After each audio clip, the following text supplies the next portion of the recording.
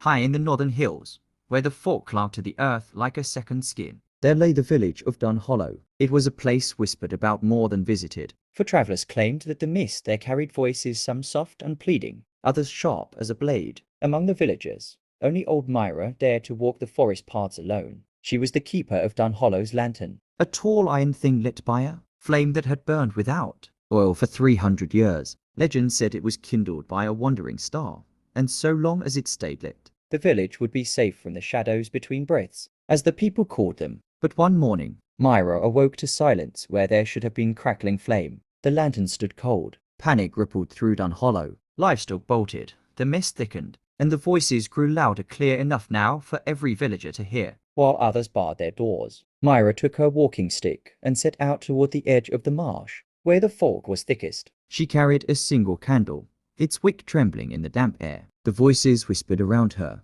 Promises, curses, fragments of forgotten names. She pressed on until the ground grew soft and the reeds bent under unseen weight. There, rising from the fog, Stood a figure tall, faceless, draped in rags that shifted like smoke. In its hands it held a small flicker of light. the very heart of the lantern's flame. "You took it," Myra said, her voice steady though her bones ached. The figure tilted its head as though puzzled. Then, with emotion both tender and cruel, it held out the light toward her. Myra understood. The flame was no gift, it was a burden, a pact older than the village itself. Someone had to claim it, to carry its weight, or Dunhollow would be swallowed whole. She touched the light with her candle. Fire leapt, searing bright, and the figure dissolved into mist. The voices fell silent. Myra returned to the village, the lantern burning once more, but her hair had turned white as snow, and her eyes glowed faintly like embers. From that day, no one doubted that Dunhollow's lantern burned not by oil or starfire, but by the keeper's soul. and though Myra smiled as she walked the village paths, all knew she had less time than before.